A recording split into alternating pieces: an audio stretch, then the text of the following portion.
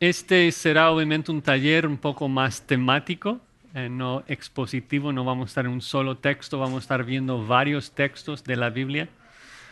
Eh, Aunque mi intención durante ese taller, cuando vamos a un texto, es no sacarlo de su contexto.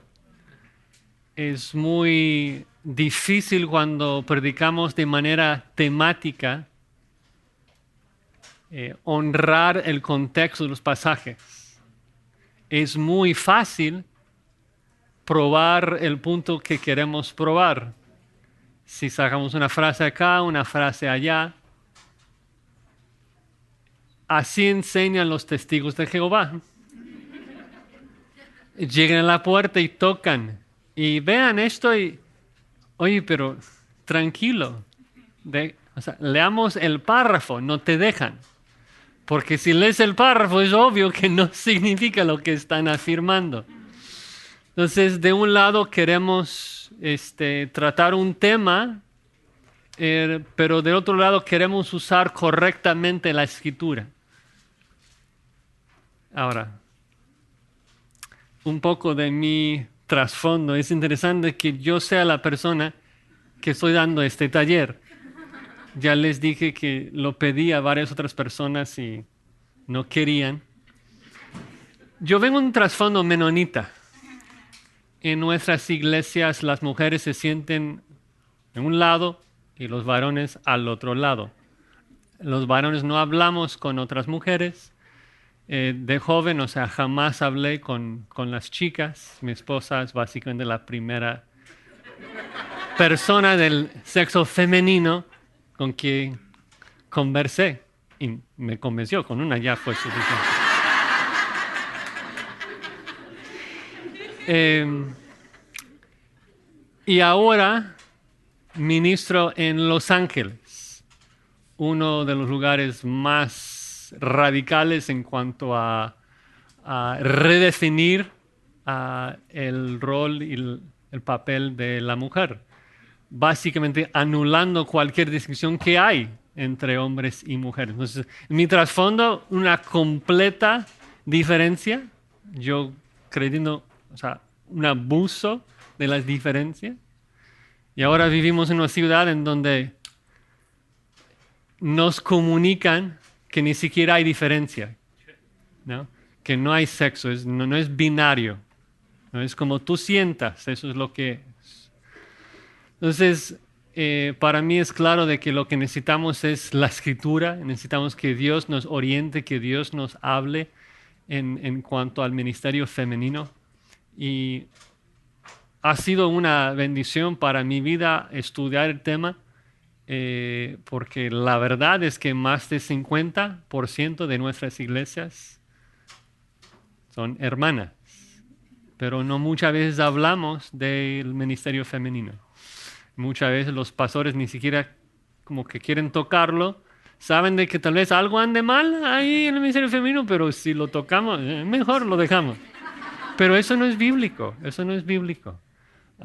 Entonces vamos a tratar de contestar algunas preguntas fundamentales en cuanto a lo que Dios nos dice en cuanto al ministerio femenino. Em, el primer punto que quiero tocar es lo que nuestras hermanas deben estar haciendo en la iglesia. Me parece triste, pero muchas veces cuando se toca este tema, todo el tiempo se gasta hablando de lo que la mujer no debe estar haciendo en la iglesia. Uy, qué desánimo, qué desánimo. La Biblia no nos habla en esos términos. La Biblia habla de otro ángulo. Por ejemplo, es cuando nos preguntamos quién debe involucrarse en el ministerio femenino. O sea, todas las hermanas deben estar usando sus dones. Cada cristiano tiene un don. La Biblia no dice de que los hombres tienen dones. La Biblia dice que todos los cristianos han recibido un don del Espíritu Santo y sería un pecado que ese cristiano no use su don. ¿Sí? ¿Amén? Escucho más aménes de las hermanas que las voces de los varones. Ah, sí.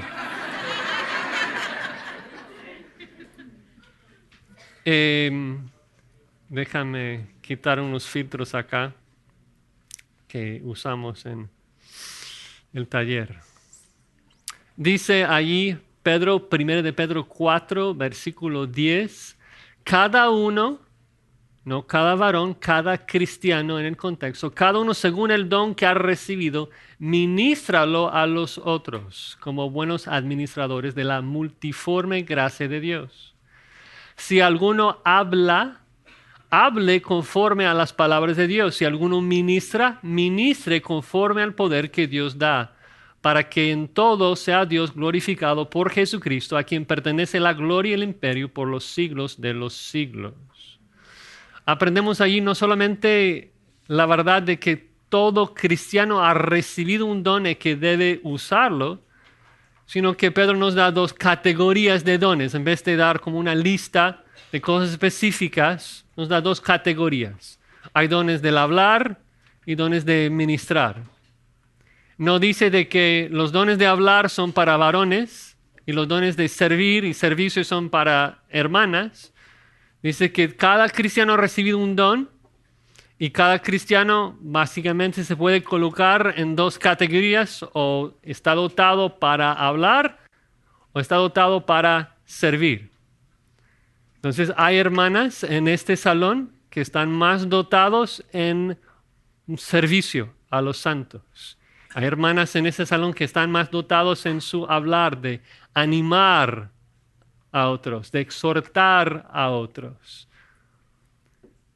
Y a veces como que los varones nos ponemos un poco nerviosos ahí, como estás hablando, suena como enseñanza, como autoridad. No, estamos hablando de que todos tienen un don. Algunas hermanas están dotados más en el servicio, otras hermanas más por su hablar. Y creo que entendemos esto. Vemos a algunas hermanas, mi suegra es una hermana que está muy dotada para animar a otros. Si la conoces, lo sabes. Y debe usar ese don. Veremos después de hay maneras en que no debe de ejercitar ese don. Pero hay muchas maneras en que debe estar ejercitando ese don.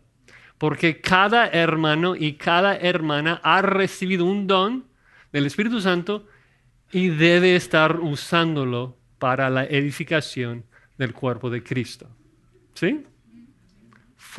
Fundamental. Segundo, dice, cada hermana debe obedecer los unos a los otros. O sea, son mandatos, no tengo una lista exhaustiva acá. Animaos los unos a los otros, exhortaos los unos a los otros, alentaos los unos a los otros.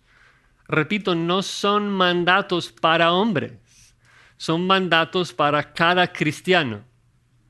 Si tú eres una hermana y lees de que la iglesia será arrebatado, que Cristo va a regresar y reinar con sus santos, y lees esto y te callas y no alientas a nadie con esas palabras, estás desobedeciendo lo que Pablo dice en 1 Tesalonicenses 4:18, que después de hablar de que luego nosotros los que vivimos, los que hayamos quedado, seremos arrebatados juntamente con ellos en las nubes para recibir al Señor en el aire, así estaremos siempre con el Señor.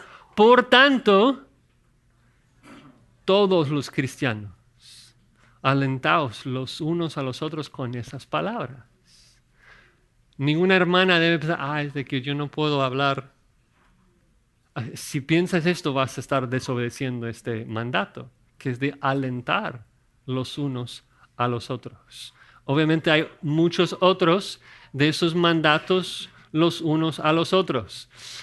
Puse 1 Tesalonicenses 5:11, por lo cual animaos los unos a los otros, edificaos unos a otros, así como lo hacéis. Estoy enfatizándome un poco más en los mandatos que nos exigen usar la lengua y hablar, porque a veces ciertos varones en la iglesia dan la impresión de que la mujer no debe estar hablando. Otro versículo que me viene a la mente sería Hebreos 3:12. Mirad, hermanos, para todos los hermanos, que no haya en ninguno de vosotros corazón malo de incredulidad para apartarse del Dios vivo. Antes exhortaos los unos a los otros cada día, entre tanto que se dice hoy, para que ninguno de vosotros endurezca por el engaño de pecado. Como iglesia debemos estar exhortándonos los unos a los otros. Hay gente que está como que considerando a Cristo si deben o no deben seguirle. Hay personas en la iglesia que están ahí tal vez con un corazón de incredulidad y debemos estar exhortando, porque nadie debe estar en esa condición. No queremos que haya ningún incrédulo dentro de la iglesia. Todos tenemos ese deber de estar exhortando los unos a los otros, hermanas, otras hermanas, etc. Un último texto que había puesto ahí, Hebreos 10:24, no dejando de congregarnos como algunos tienen por costumbre, sino exhortándonos, y tanto más cuando ves que aquel día se acerca. El punto es de que cada hermana debe estar usando su don, cada hermana debe estar obedeciendo la Biblia los unos a los otros. No son mandatos para varones, son mandatos para cristianos. ¿Sí me explico? Ok. Un último punto, nada más porque es más explícito, de que cada hermana debe estar discipulando y siendo discipulada por otras mujeres. Tito 2:3 es muy explícita en esto. Las ancianas asimismo sean reverentes en su porte, no calumniadoras, no esclavas del vino, maestras del bien, que enseñen a las mujeres jóvenes a amar a sus maridos y a sus hijos, a ser prudentes, castas, cuidadosas de su casa, buenas, sujetas a sus maridos, para que la palabra de Dios no sea blasfemada. Ahora, unas notas allí.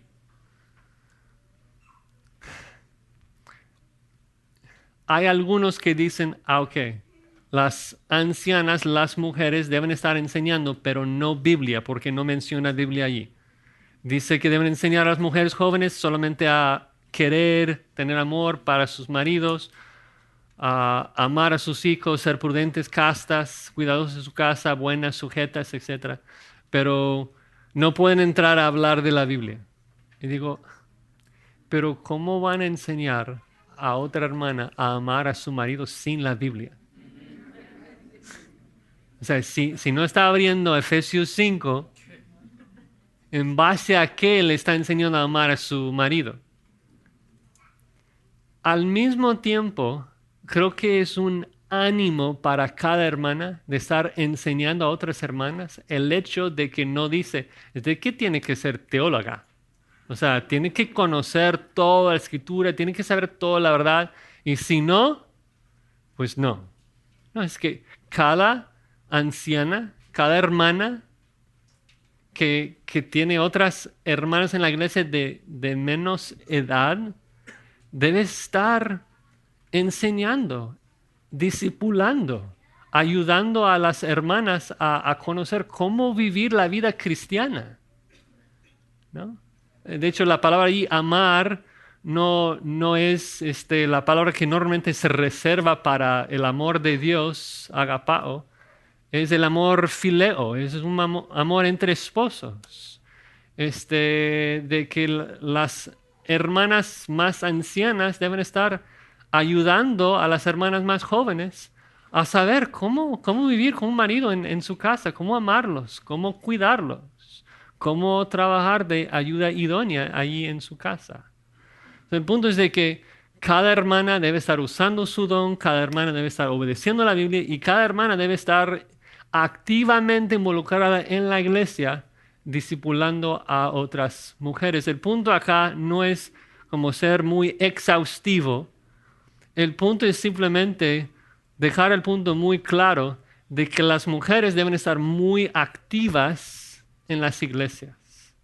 Dios nos manda eso, Dios nos exhorta en cuanto a eso, de que las mujeres deben estar muy activas en el ministerio en la iglesia local. Perdón. Ahora, pasemos al punto 2. ¿Cuál es el papel de la mujer en el ministerio? El primer punto es el más fácil. Nadie lo debate.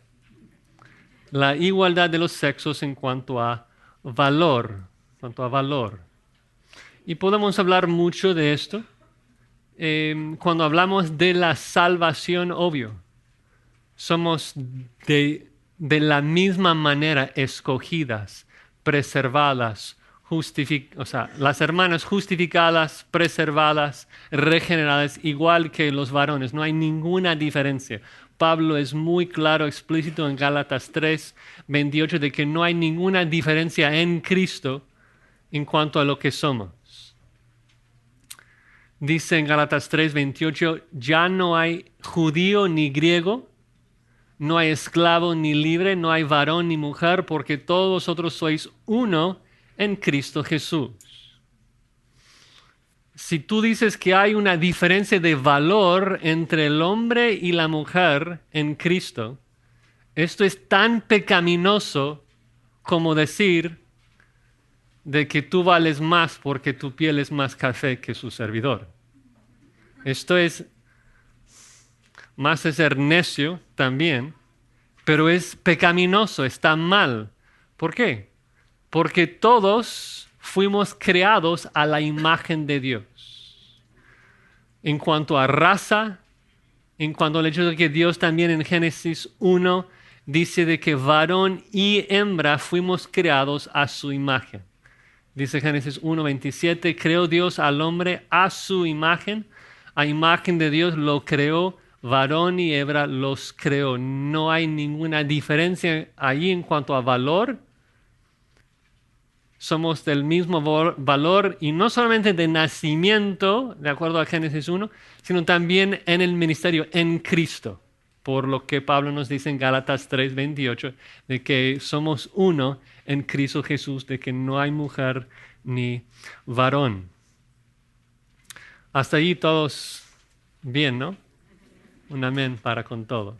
Nada más una nota ahí, ya que estamos en Génesis. La palabra ayuda idónea a veces para nosotros suena como un término degradante o inferior, pero si lo buscas en hebreo en el Antiguo Testamento no lo es. Jehová es, si seguimos usando el mismo término, es la ayuda idónea de Israel. Ser ayuda no implica inferioridad. Habla de un papel diferente,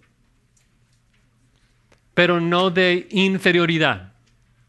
Lo que vemos acá, lo que se implica acá, es de que entre marido y mujer somos un equipo con roles diferentes, pero diferente no significa que uno es superior y el otro es inferior. Los dos miembros del equipo valen lo mismo. ¿Hacen lo mismo? No. ¿Pero valen lo mismo? Sí. Entonces, primero en cuanto a nuestro valor delante de Dios, tanto hombre como mujer somos iguales en cuanto a esto. Pero luego llegamos al punto un poco más controversial.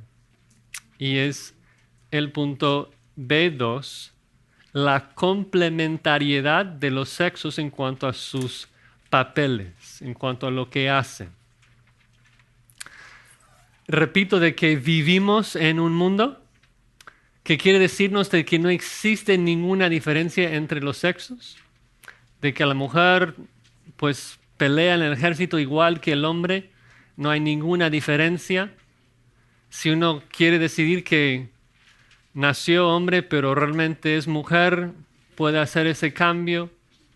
Y cuando uno ve las noticias, no sé ustedes, pero como que yo por lo menos tengo el deseo cada rato de decir, ¿no habéis leído lo que Dios hizo al principio? Que los hizo varón y hembra. No, te habla un poco de la depravación total. Te habla de lo que somos sin Cristo. Cuando ves qué tan irracional es el hombre sin Cristo, de que ni siquiera puede pensar bien. Y es lo que Dios dice en Romanos 1, de que Dios dice, ¿tú quieres pecar? Adelante. Te dejo, quito los frenos y te entrego a una mente reprobada, a hacer cosas que no agradan a Dios y son peores para ustedes. Porque es la cosa más tremenda, más terrible que Dios puede hacer, es quitar su disciplina, quitar los frenos. A veces nosotros vemos vemos a los ricos de este mundo, vemos cómo ganan cosas y como que tenemos envidia, como dice el salmista, de los impíos.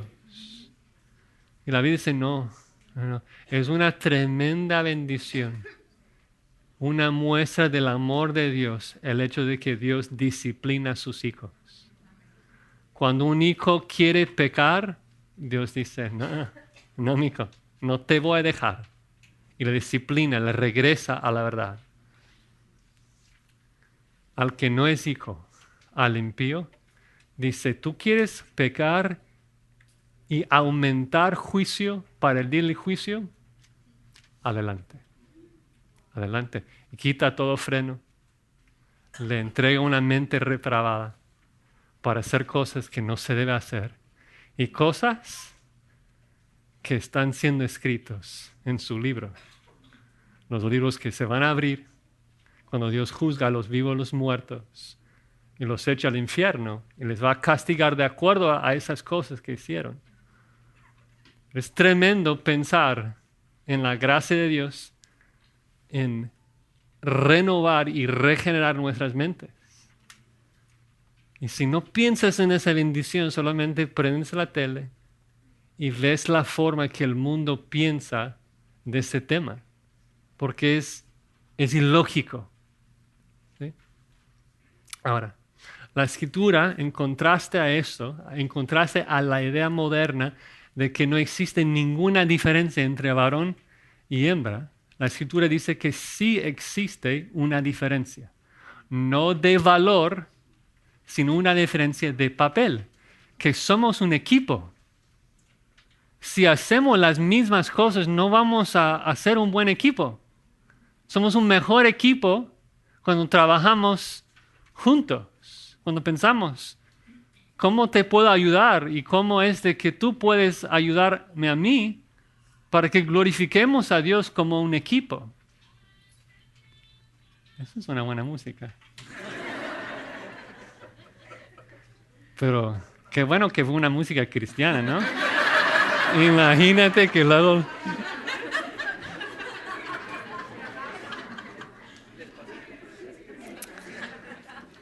Unos textos para poner la base allí, de hablar de que no hay diferencia de papel, perdón, no hay diferencia de valor, pero sí hay una diferencia de papel. Tal vez uno de los versículos más básicos. 1 Corintios 11:3 dice lo siguiente. Quiero que sepáis que Cristo es la cabeza de todo varón, el varón es la cabeza de la mujer y Dios la cabeza de Cristo.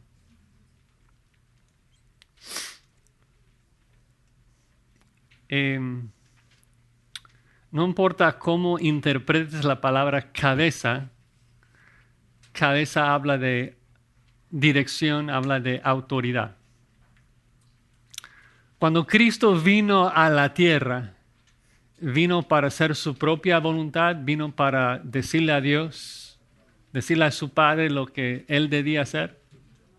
¿Qué dice nuestro Señor Jesucristo? ¿Vino a hacer qué?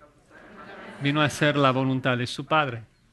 Ahora, esto habla de, por decirlo así, papeles diferentes entre el Padre y el Hijo en su en la economía de la redención.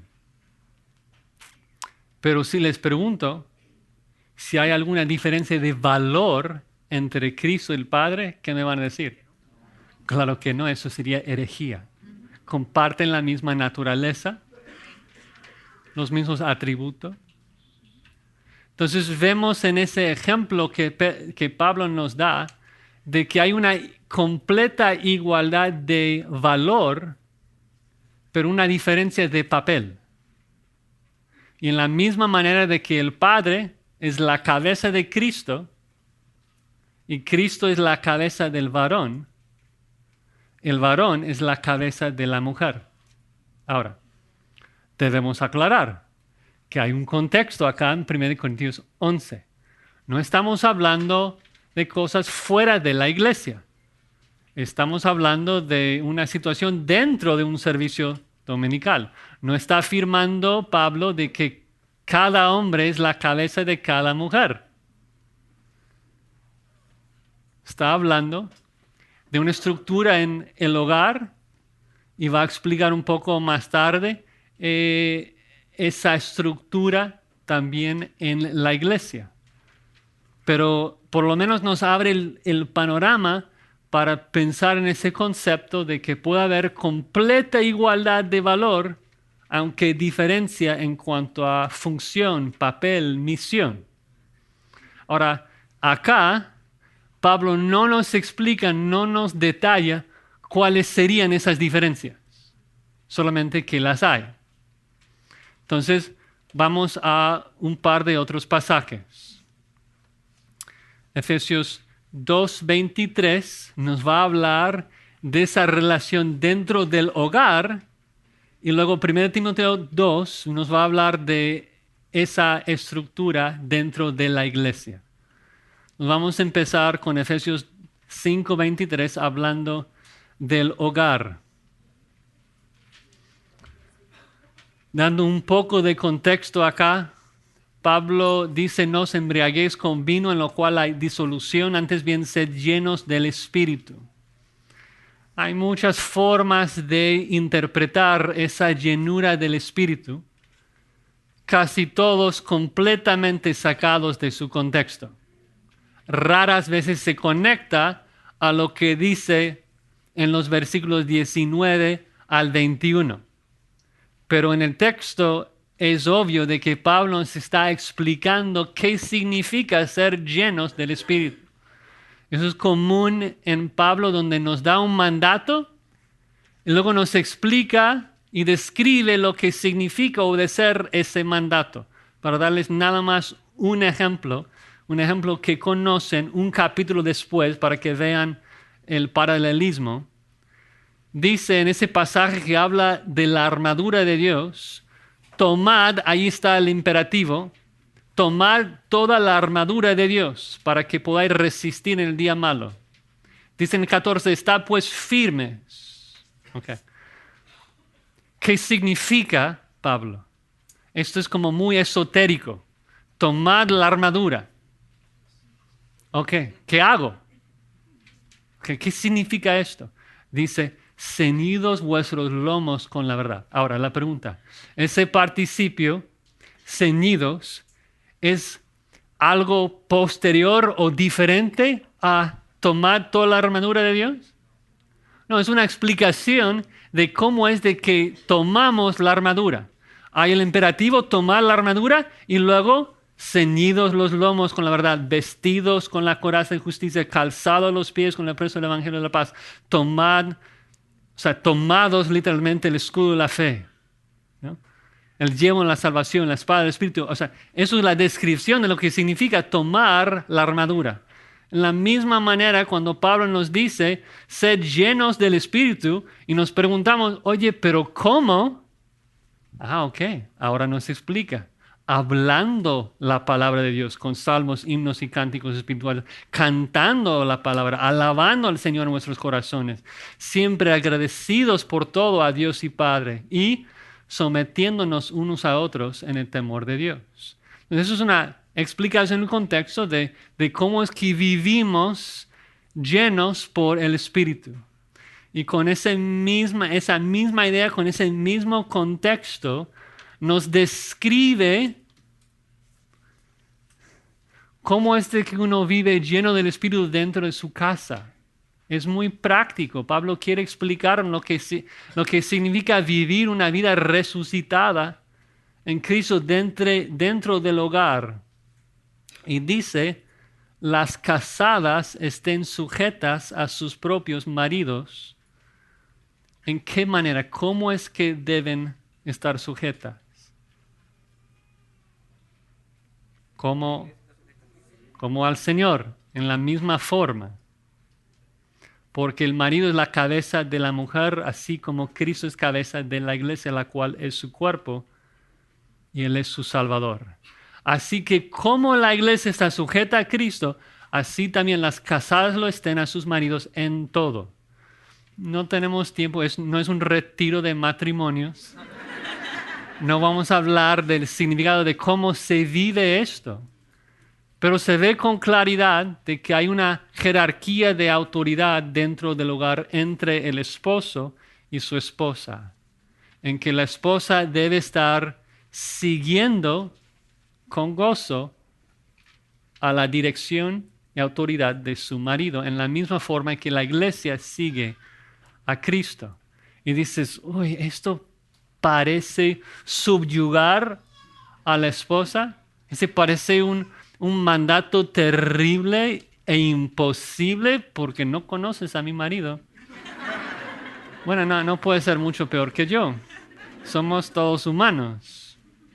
Pero la verdad es que si seguimos leyendo nos damos cuenta de que el mandato hacia la mujer es mucho más fácil que el mandato hacia el varón.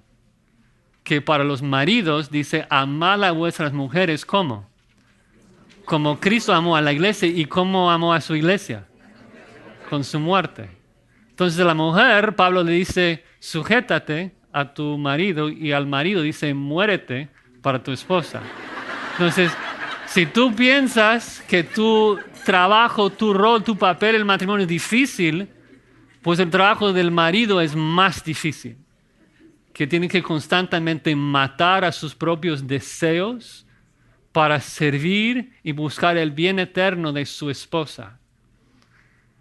Es sumamente importante, por lo menos, tener en claro de que estos son los papeles que Dios nos ha dado entre esposos y esposas. Si quieres tener un matrimonio feliz, es imposible que estés feliz en tu matrimonio sin seguir el plan y el patrón que Dios nos ha dado. Él es quien creó el matrimonio y solamente funciona de acuerdo a las reglas que Él también creó. Y dice que funciona cuando hay un marido matando a sus propios deseos con el afán de servir y hacer lo mejor para su esposa, y que ella esté entonces siguiendo a su marido. Que si lo pensamos bien, entonces la esposa está sujeta a hacer lo que es eternamente mejor para ella misma, porque se supone que es lo que el marido está haciendo. El problema es de que somos pecadores y no lo hacemos, pero todos debemos tener claro lo que debemos hacer. Y creo que ahí se ve claramente entonces de que, mira, tenemos dos mandatos diferentes, dos papeles diferentes, pero no es de que uno es mayor que el otro, inferior, no es de que son diferentes. Hay una jerarquía de autoridad para que funcione, pero no habla del valor, habla de una diferencia para la gloria de Dios. Eso es dentro del hogar. Ahora pasemos. Estoy como que poco a poco llegando a lo más controversial, ¿no? Ok. 1 Timoteo 2:8.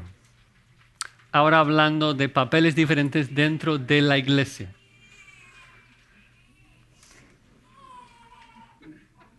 No, eso es lindo. Eso es lindo.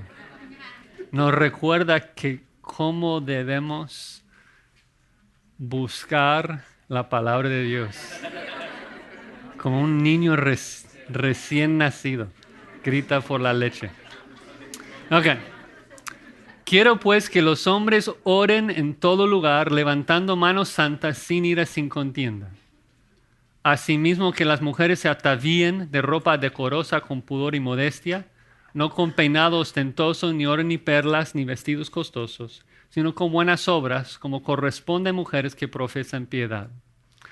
La mujer aprenda en silencio, con toda sujeción, porque no permito a la mujer enseñar ni ejercer dominio sobre el hombre, sino estar en silencio. Porque Adán fue formado primero, después Eva, y Adán no fue engañado, sino que la mujer, siendo engañada, incurrió en transgresión, pero se salvará engendrando hijos, si permaneciera en fe, amor y santificación con modestia. Vamos a tomar un rato para hablar de varios elementos de ese texto. Primero, yo creo que el versículo más controversial se encuentra en el versículo 11. La mujer aprenda en silencio. Y quiero empezar, ni siquiera es tan...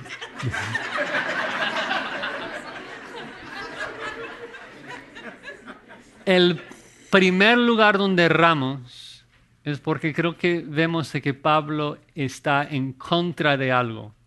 Cuando yo veo en el contexto histórico, de que Pablo está invitando.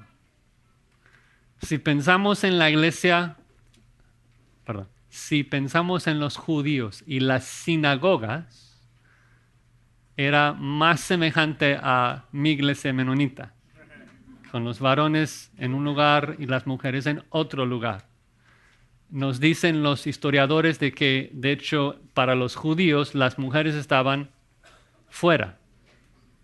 Y el hecho de que Pablo diga a la mujer aprenda es una invitación a que viniera, a que participara en el aprendizaje de la escritura. Entonces no lo veo como algo que Pablo esté atacando a la mujer en esa frase. Pero creo que sí observamos la jerarquía de autoridad entre el varón y la mujer en el ministerio de la iglesia. La segunda cosa que quisiera señalar es de que en textos como estos debemos ser muy, muy cuidadosos de no quitar versículos de nuestra Biblia porque los consideramos viejos de acuerdo a una cultura diferente y no semejante a nuestros tiempos. Por ejemplo, en el versículo 9, las mujeres se atavíen de ropa decorosa con pudor y modestia, no con peinados ostentosos, ni oro, ni perlas. No dice si perlas reales o las de Walmart, no sé ahí, ni vestidos costosos. Pregunta, ¿tenemos que obedecer esto, sí o no? Sí. La pregunta es, ¿qué significa para nuestros tiempos? ¿Cuál es la intención de Pablo en comunicar esto? Y cuando yo leo esto, yo percibo elementos culturales. ¿Por qué? Una palabra que me llama la atención mucho, que es muy fuerte. Costosos. Costosos. Un vestido que a lo mejor hoy se compra muy barato, en el primer siglo hubiera sido el valor de una casa. Y a lo mejor vestidos del primer siglo que eran muy baratos, hoy en día, ya que se hace todo a mano, serían valor muy alto. El punto es de que, ustedes lo saben, a veces hay hermanas que entran en la iglesia, yo estoy platicando con otros y ves como todas las caras se voltean. Es como que ni voy a mirar porque no sé qué están viendo, pero seguro está mal. Y luego como que después ves y, No, yo no sé de qué marca o qué sea, pero o sea, todos saben de que esto es un vestido así súper costoso. Pablo dice, eso está mal. Lo que debe atraer atención es nuestra santidad, no nuestro cuerpo. Cuando la gente nos ve, lo que gana su atención, lo que les llama la atención debe ser Cristo, las virtudes de Cristo, no mi vestido. Entonces el punto es que cuando hablamos de modestia, algo que era modesto, veo hermanos de modesto ahí atrás, no hablo de ellos, pero lo que era modesto en un siglo, a lo mejor ya no es algo cultural. Otra vez regreso a mi gente, los menonitas. Tenemos unas leyes así de traje y todo lo que, cómo debemos vestirnos. La intención original fue no atraer atención a nuestros cuerpos. O sea, vestirnos así como todo lo demás. Pero lo que ahora ves, ya que nuestras tradiciones no cambiaron, es de que cuando ves a una persona Amish o menonita, es como que todo lo ven. Oye, anda con caballo ahí en la calle. O sea, todo lo están viendo. Eso es un problema. No buscamos atraer atención por cosas externas. Lo que debe llamar la atención son las cosas internas. Entonces yo veo en los versículos 9, en el versículo 9, de que hay elementos culturales allí. De que hoy en día si una hermana entra en la iglesia con una perla, entonces supongamos que es de Walmart, lo dije ya, o sea, no es nada raro, no llama la atención. Pero en el primer siglo, una perla era igual a tu hipotecaria. ¿Cómo es esa palabra? De tu casa, o sea, de hipoteca. Inventando palabras acá, perdón. El punto es de que si ves algo así, es como que, wow, llama la atención. Ahora, por esta razón, algunos cuando continúen leyendo versículos 11, 12, 13, 14, 15, dicen, bueno, todo es cultural entonces. Todo ha cambiado.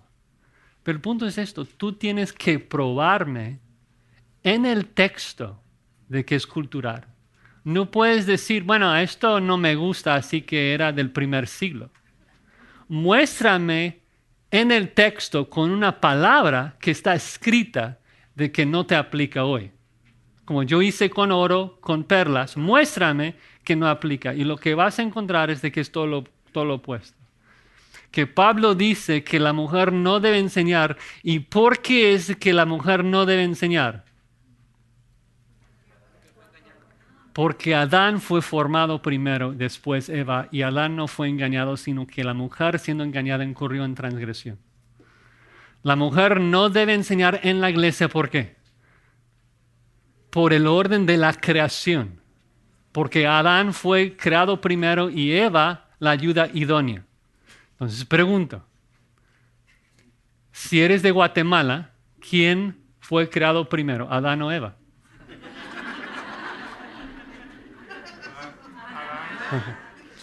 Si vives en Argentina, ¿quién fue creado primero? Adán o Eva.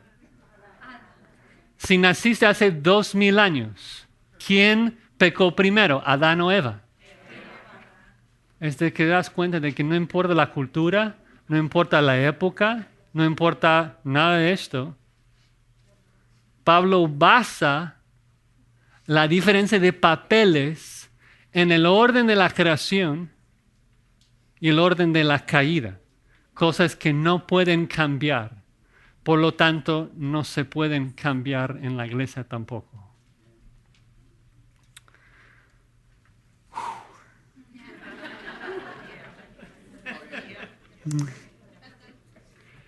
Si me permiten, yo voy a hacer todo lo posible para hacer tiempo al final para preguntas, pero quiero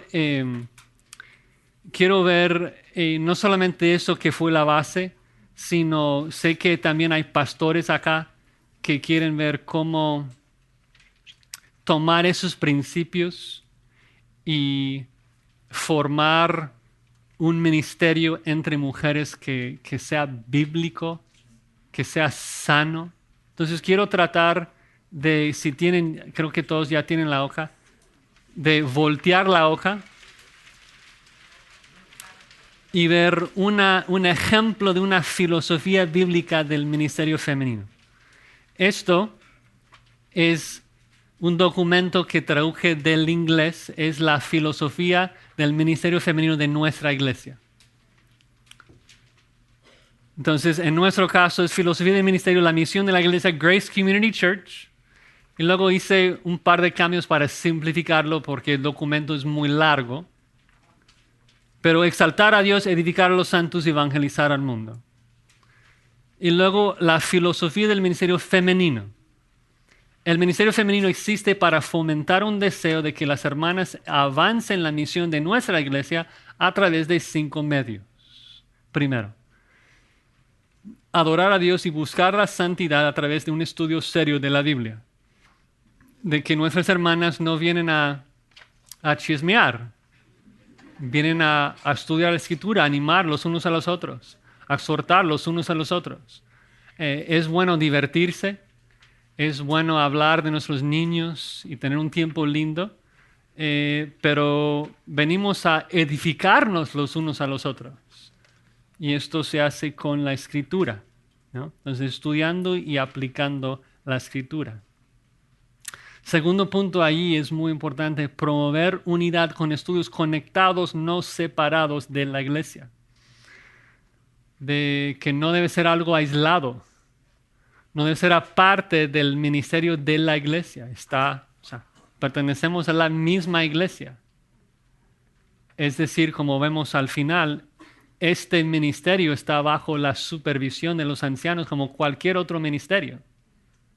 Porque pertenece a la iglesia local. Cristo es la cabeza de esa iglesia y Él media su autoridad por medio de su palabra, obvio, pero por medio de pastores que Él ha llamado para proveer liderazgo.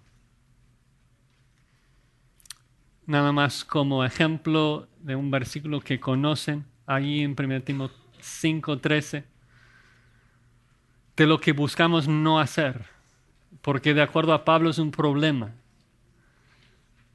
Los varones tenemos nuestros problemas también, pero acá estamos hablando dice hermanas, que aprenden a ser ociosas, andando de casa en casa, y no solamente ociosas, sino también chismosas y entremetidas. Estoy leyendo, hablando lo que no debieran.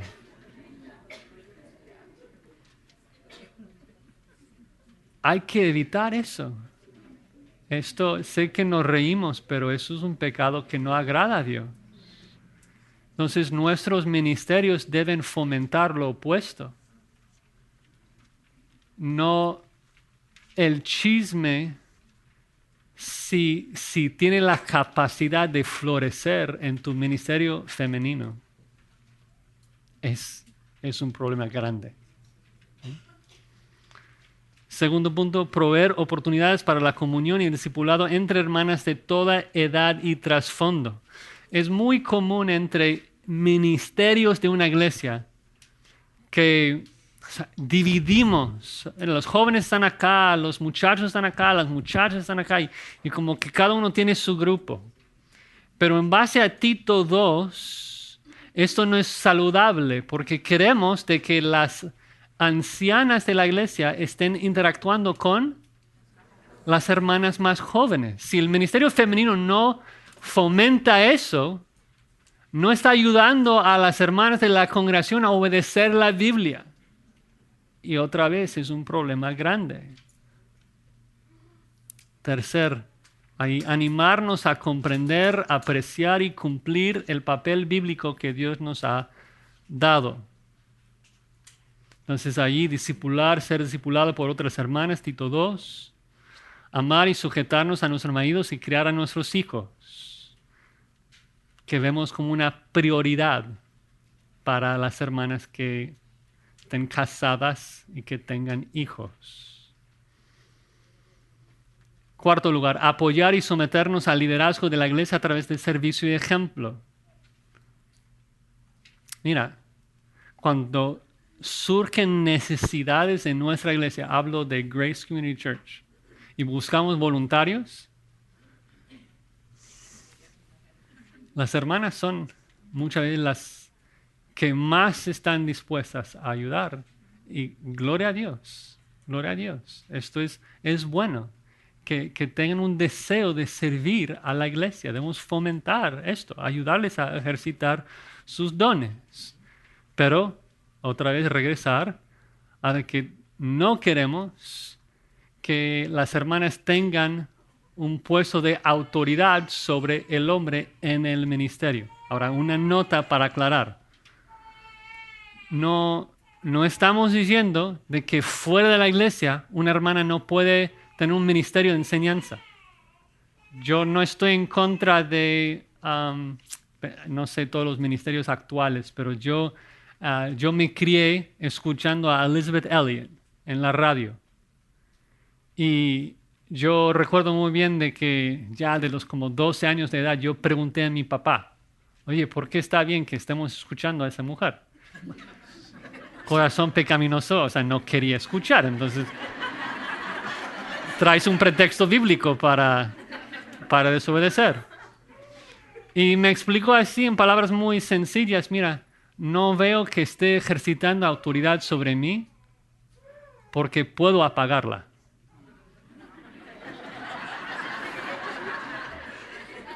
Pero pensemos en esto. Si hay una mujer predicando desde el púlpito un domingo por la mañana, ahora no puedes obedecer la Biblia. Porque Dios te manda no dejar de congregarse. Dios te manda estar ahí. Dios te manda obedecer a tus líderes. Pero ahora, ¿qué haces? Porque la mujer no debe tener autoridad sobre el hombre. El punto es de que cuando estamos hablando de esa estructura, solamente estamos hablando dentro de la iglesia. No estamos diciendo de que si una mujer está en un trabajo secular, tiene una empresa y tiene empleados que son varones, que no puede decirles, vete, o no sé. Puede, porque no está dentro de la iglesia. El punto es que no puede ejercitar autoridad dentro de la iglesia, porque esto es donde ejercita autoridad sobre los varones y luego va en contra del patrón bíblico en orden de la creación y en la misma Trinidad, como vimos antes. Finalmente, exhortarnos a proclamar el Evangelio de Jesucristo dentro y fuera de nuestras casas. Obviamente la necesidad de predicar fuera de la casa, hay muchos versículos ahí, vecinos. A veces pienso que mi esposa tiene muchas más oportunidades para evangelizar porque está con doctores, está con otras mamás que están en la misma escuela y yo estoy acá en la iglesia. Me comparte cómo tiene la oportunidad de hablar de Cristo con todas esas personas. Muchas oportunidades para hablar de Cristo y vemos eso en la Escritura, como Priscila y otras hermanas evangelizaron. También dentro de la casa, ¿no? De que si pensamos, si todos somos honestos, en particular los varones, nos preguntamos cómo es que llegamos a Cristo, la mayoría de los cristianos a través de los siglos, diríamos por Loida, por Eunice, por Lynette, por Ruth, por nuestras abuelas y nuestras mamás que nos enseñaron la palabra de Dios, que modelaron la palabra de Dios en nuestras casas.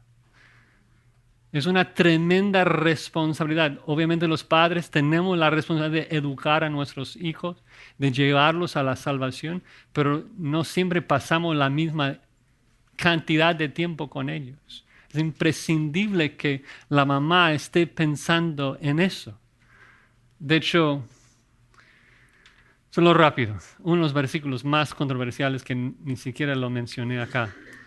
Pero en el 2:15 de 1 Timoteo 2:15, se salvará, la mujer se salvará engendrando hijos, si permaneciera en fe, amor y santificación con modestia. A veces me gusta meterme en problemas, ¿no? ¿Qué está diciendo acá? Es algo maravilloso. Es un mensaje. O sea, Pablo se da cuenta de que ha dicho algo difícil para sus hermanas y quiere animarlas, quiere alentarlas. Dice, mira, es cierto que Eva trajo el pecado a nuestro mundo. Ella fue la que fue engañada y trajo transgresión y pecado a nuestro mundo.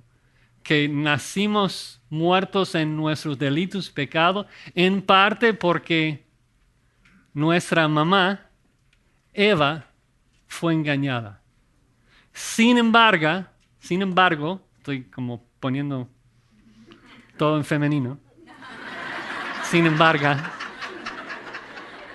embargo, dice, se salvará engendrando hijos. ¿Qué significa eso? A veces pensamos, bueno, salvar significa salvar de la ira de Dios. No, o sea, salvar significa quitar de una situación difícil dependiendo del contexto. Cuando Pedro está hundiéndose ahí en el mar y dice, Señor, sálvame, ¿está pidiendo un perdón de pecados? No, está ahogándose. Quiere ser salvado de esa situación. Cuando los burladores están ahí al pie de la cruz y dices, sálvate a ti mismo. ¿A qué se referían? ¿A la justificación, a la santificación? No, bajarse de la cruz. Que el problema ahí en el contexto inmediato. La pregunta, si estamos hablando de ser salva, ¿salva de qué?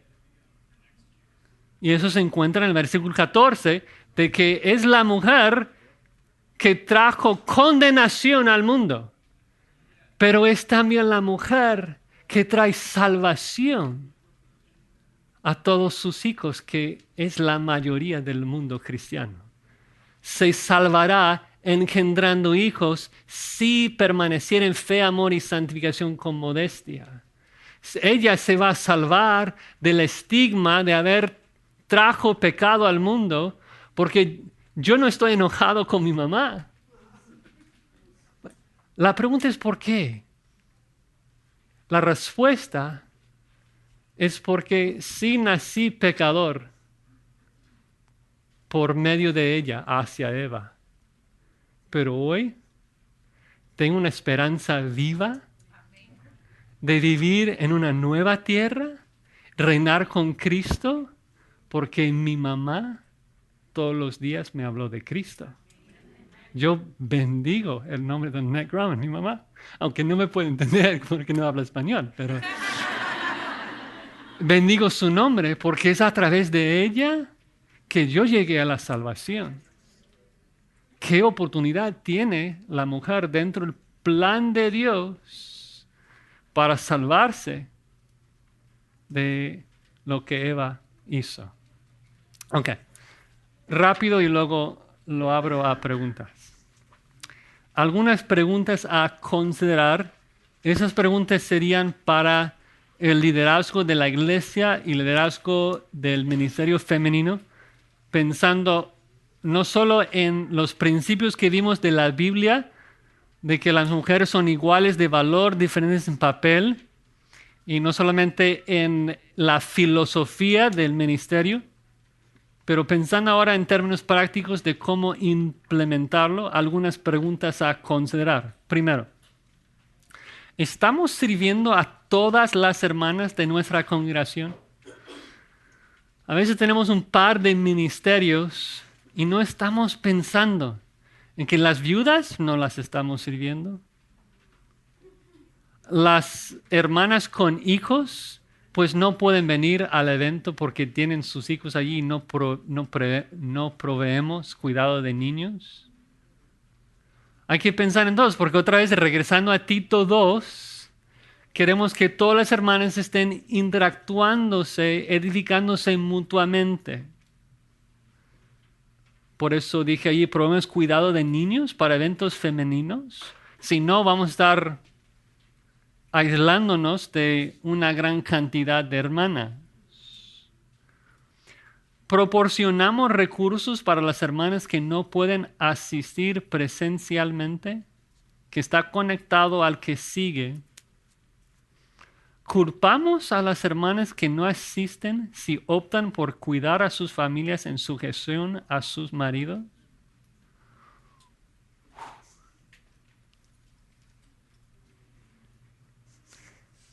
Fuera de esta iglesia lo hemos experimentado. La forma en que las iglesias culpan. Y mi esposa, "Oh, siento tan mal, es que me están insistiendo y no quiere hablar mal de mí y decir, bueno, es que Josías me dijo que no.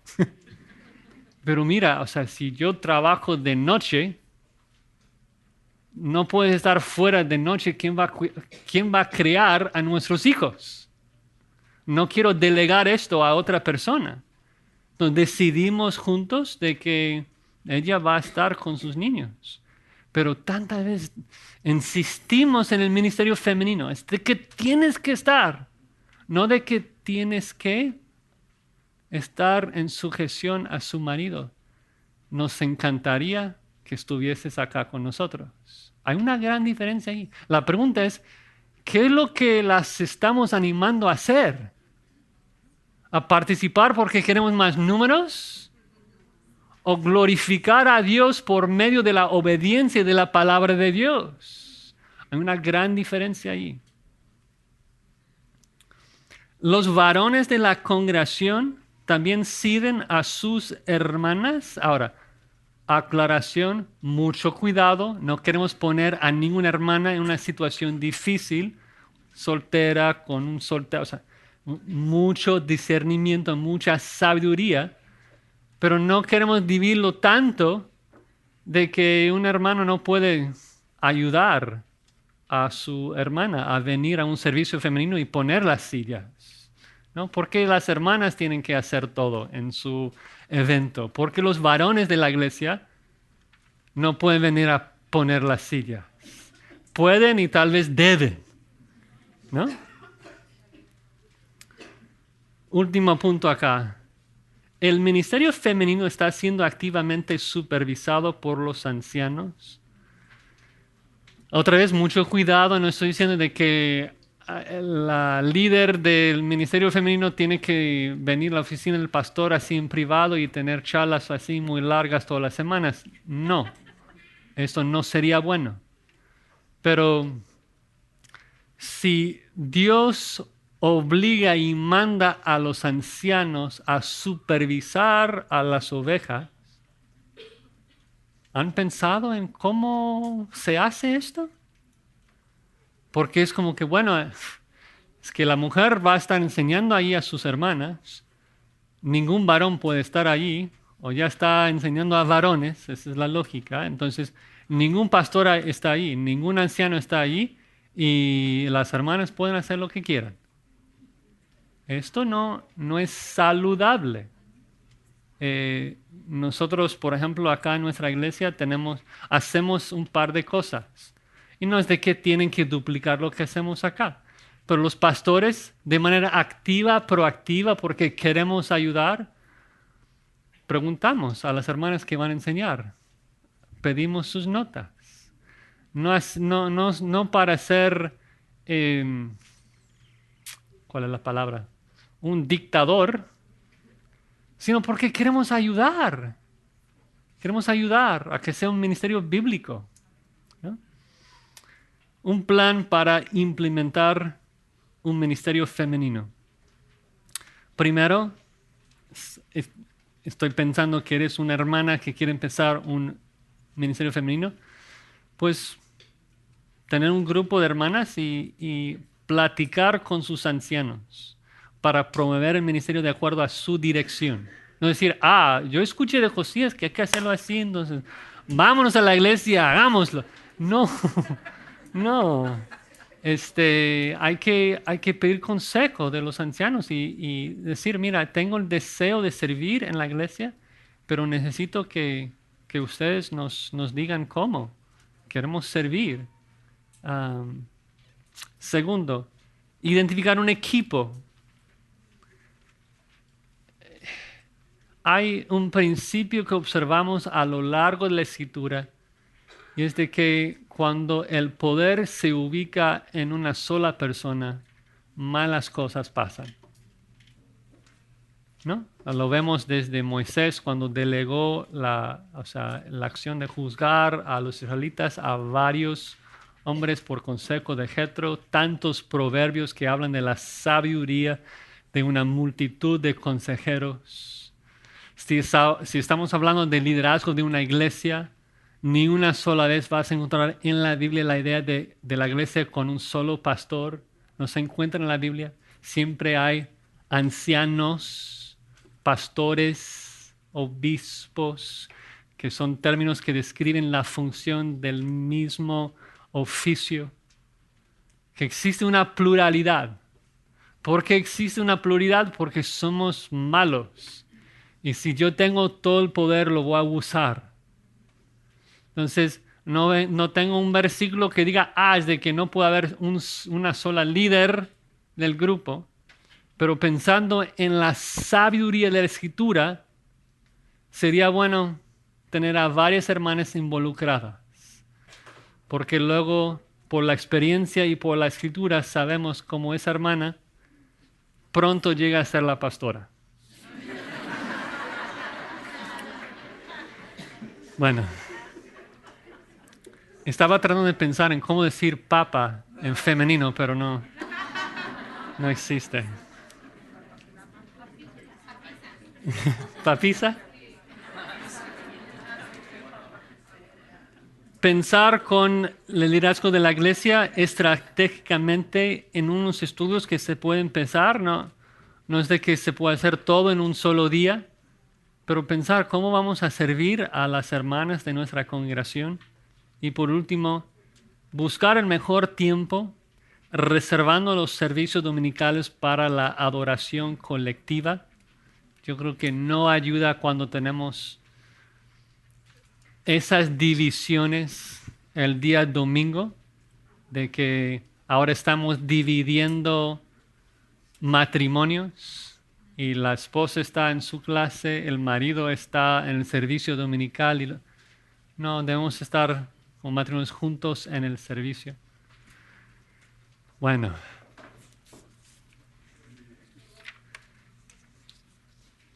¿Recibo preguntas?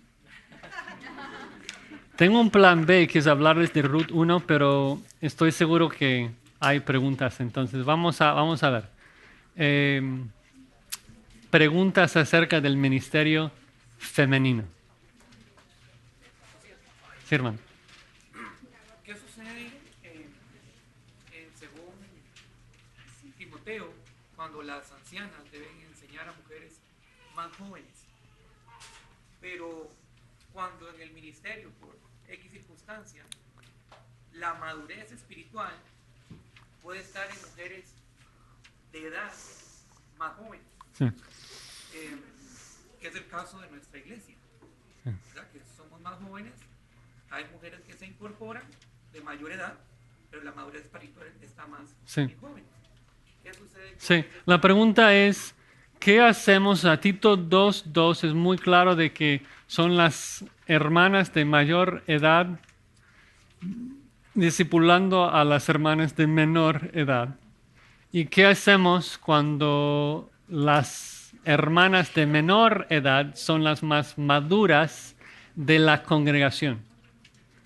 Y mi respuesta sería regresar a textos como cuando Pablo habla con Timoteo de cómo él debe de servir a las diferentes personas de la congregación, si son padres, o sea, si son hermanos mayores, hablarlos como padres, si son más jóvenes, o sea, y explica ahí de que hay una manera sabia de cómo ayudar los unos a los otros. Yo creo que no debemos de jugar con esto. Si decimos, bueno, la más joven es la más madura, así que ella debe ponerse en una postura de autoridad y discipular a la más grande. Digo, No, yo creo que la idea es de que las hermanas más ancianas están ayudando y las más jóvenes en esa relación, recibiendo consejo, están hablando con ellas como si fueran sus mamás.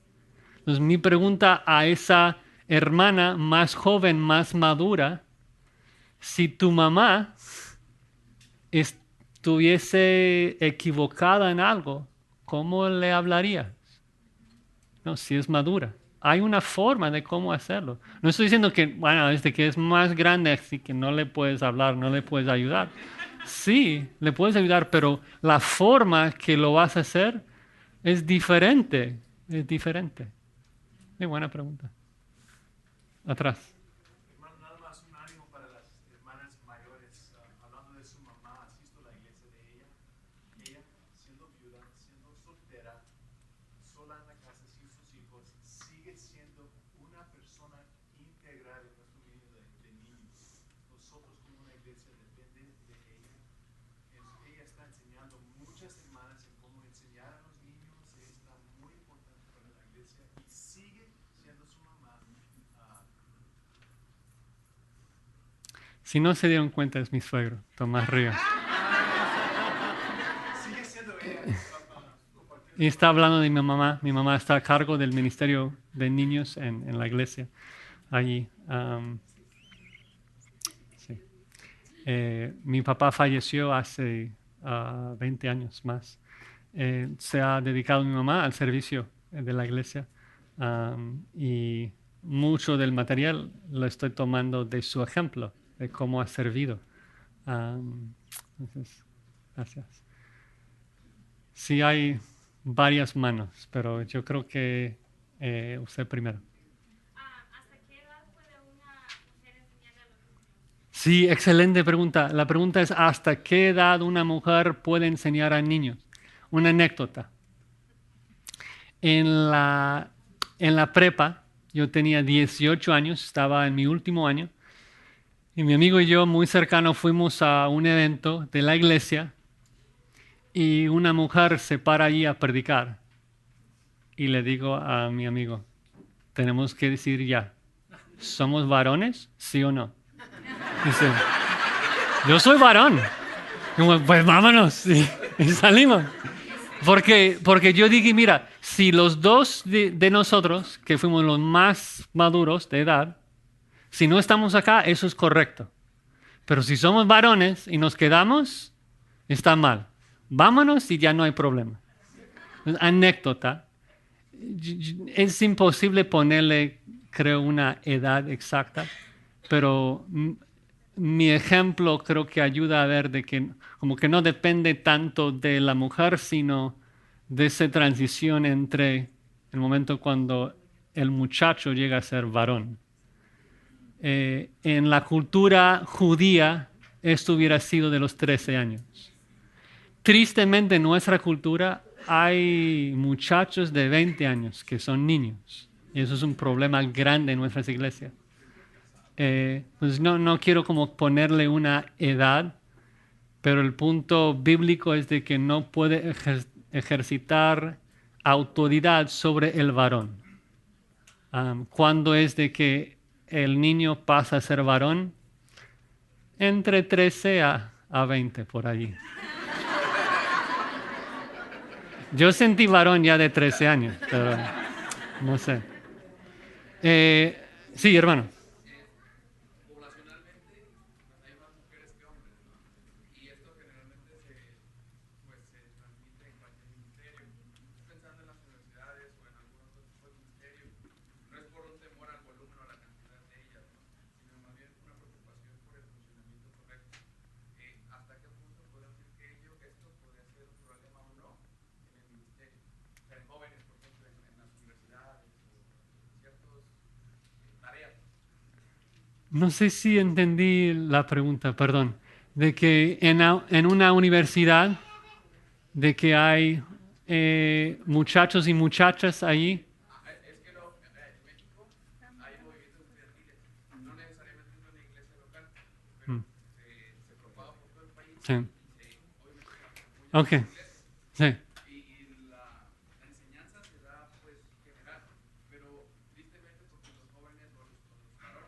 Sí. Sí. Sí, sí. Sí, sí entiendo. Varios puntos acá. Primero, es muy difícil hablar de la Biblia y lo que se debe hacer cuando estamos hablando de ministerios para eclesiásticas. No estoy hablando en contra de ministerios para eclesiásticas. Estoy diciendo de que es más difícil contestar preguntas de acuerdo a la Biblia porque la Biblia no nos instruye cómo gobernar un ministerio para eclesiástica, sino cómo gobernar a la iglesia. Entonces, si tú me preguntas, oye, estoy en una universidad cristiana y mi compañero de cuarto pecó en contra de mí, ¿cuál es el procedimiento para llevarlo frente a la iglesia? Asistimos a iglesias diferentes. Bueno, si estuvieran en la iglesia local, vamos a Mateo 18 y sé exactamente lo que debes de hacer. Pero en una universidad cristiana es más difícil contestar la pregunta. Yo creo que es lo mismo en ese ministerio, de que si no es la iglesia local, se pone más difícil saber si una mujer está enseñando y dices, bueno, es de que los muchachos no tienen que estar allí. No es la iglesia local. Pero yo creo que mi consejo ahí sería, o sea, tener cuidado, en particular si es una enseñanza regular de la palabra de Dios, de que los muchachos ahí están siendo formados primordialmente de mujeres. Esto me parece que están cruzando la línea donde ya están bajo la autoridad de esa hermana. Pero es difícil, es difícil. Sí, hermano. Si hay Tenemos 6 minutos más. algún requisito para ese liderazgo femenino para dirigir a otras mujeres. Sí, buena pregunta. Requisitos del ministerio femenino. Otra vez nos encontramos con dificultad cuando hablamos de la iglesia. La iglesia está compuesta de 3 oficios. Obviamente Cristo es la cabeza, pero luego tenemos a los ancianos, los diáconos y las ovejas. Y sabemos con claridad cuáles son los requisitos de esos 3 grupos. Para ser santo hay que arrepentirse y creer en Jesucristo. Perseverar hasta el final, ser santo. Para ser diácono, 1 Timoteo 3, ahí está la lista. Para ser anciano, ahí está la lista, irreprensible. Tesorero, ¿cómo tiene que ser calificado?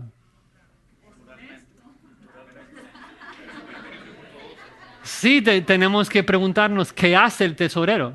¿El tesorero maneja el dinero? ¿El tesorero gobierna el dinero y decide cómo usar el dinero? Entonces está funcionando como un anciano y debe ser calificado como tal. Pero si solamente reporta a los ancianos del estado de cuenta, digo, bueno, está sirviendo a los ancianos, debe ser calificado como diácono. Entonces, otra vez como que líder del ministerio femenino, ¿dónde se encuentra eso en la Biblia? No lo encontramos.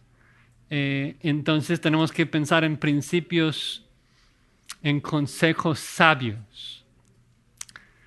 Le voy a dar un par de ejemplos. Aunque no vemos así una lista, 1 Timoteo 3 o en Tito 1, para esto, yo creo que en la iglesia debemos ser muy cuidadosos de no presentar a personas como si tuvieran vidas ejemplares, que son personas que hay que imitar, si no están viviendo vidas irreprensibles. Si tú me dices, ¿qué hacemos? Tenemos a alguien que toca guitarra, no es líder de alabanza, no es un anciano, no enseña, pero está ahí tocando enfrente, cayó en adulterio. ¿Qué hacemos? Y digo, bueno, ¿se arrepintió? Sí, ok, gloria a Dios.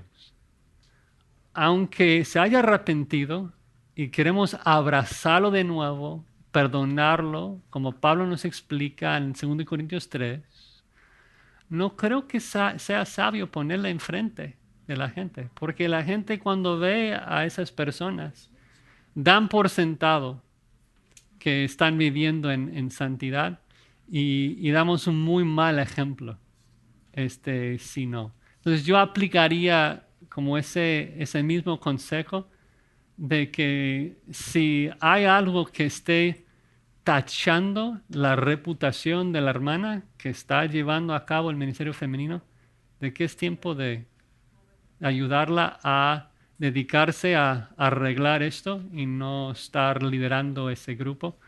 Porque al fin de cuentas el punto, como que la meta principal detrás de por qué los que enseñan tienen que ser irreprensibles, es porque nuestro pecado minimiza nuestra autoridad.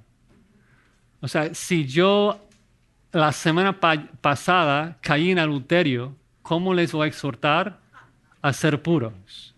Todos a uno me van a decir, hipócrita.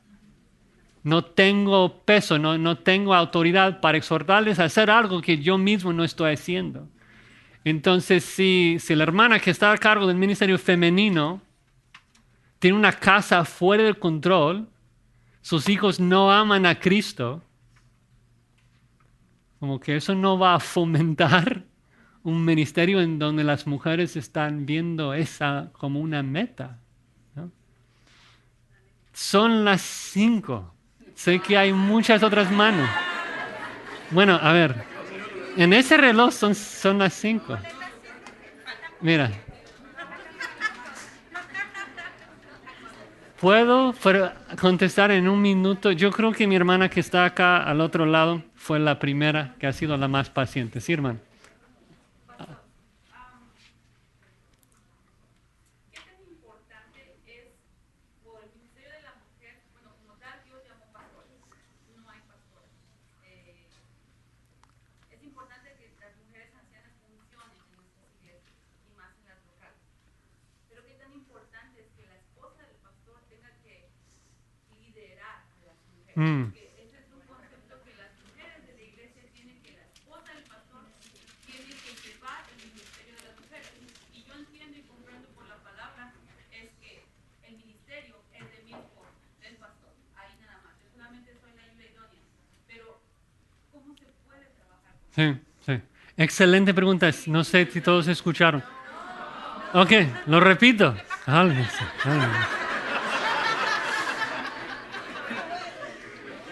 La pregunta es, ¿cuál debe de ser el papel de la esposa del pastor? ¿Sí? Hay ciertas circunstancias muy particulares en donde Dios no solamente llama a un pastor, sino que le da una ayuda idónea que puede cantar y puede ministrar y servir, tocar instrumentos, enseñar a niños y hacer muchas cosas y tiene el deseo de hacer todo esto. Entonces decimos amén. Amén, gloria a Dios que lo haga. El problema es de que a veces la gente tiene la percepción de que cada esposa de cada pastor de manera obligatoria tiene que llevar todos esos mismos ministerios. Y no vemos eso en la Escritura. No vemos esto. Yo creo que uno de los ejemplos mejores de esto es Patricia MacArthur, la esposa del pastor MacArthur. No enseña nada en nuestra iglesia en público. Pero ¿sabes qué? Si vienes un domingo, hay una sección MacArthur. Sus 4 hijos, sus nietos, sus bisnietos. Está ahí amando, enseñando. Y todos aman al Señor. Es un tremendo testimonio a la enseñanza que está llevando en su casa. El punto es que creo que existe libertad en cuanto a eso, en cuanto a la forma en que Dios ha dotado a la hermana que es la esposa del pastor, porque otra vez nos regresamos a los dones. Dios ha dotado a cada uno de manera diferente. Si esto es cierto, garantiza de que no toda esposa del pastor será dotado en el ministerio de hablar. Puede ser que nada más sea dotado en servir. Entonces no debemos de tener la expectativa ni obligar a la esposa del pastor a hacer esas cosas. Y creo que es triste, pero es una realidad en particular dentro de ministerios en español, de que esto guía a que luego el pastor sea descalificado. Porque su casa es un caos. ¿Por qué? Porque nadie está criando a sus hijos. Y déjame terminar con esto como un regaño a mis hermanos pastores. Si eso te pasa, no es de que tu esposa te descalificó, es que tú mismo te descalificaste por tomar una decisión tan necia de poner a tu esposa a trabajar en la iglesia cuando viste, o no viste, que es otro problema, de que tus hijos te necesitaban una mamá y no existe nada. Vamos a terminar en oración, hermanos, gracias por su paciencia y orar por los alimentos también que vamos a tomar. Señor, damos gracias nuevamente por la claridad de tu palabra. Si no sabemos qué hacer es no a causa de que tú no lo hayas dicho. Tú nos has hablado claramente en tu palabra lo que debemos de hacer. Así que nuevamente te pedimos que nos ayudes a ponerlo en práctica, a vivir de acuerdo a tu santa palabra. También te quiero dar gracias por mis hermanos que están aquí presentes. Pedimos tu bendición sobre nuestro tiempo en la cena, Señor. Pedimos de que tú bendigas los alimentos y que los uses para nutrir nuestros cuerpos, que cobremos fuerza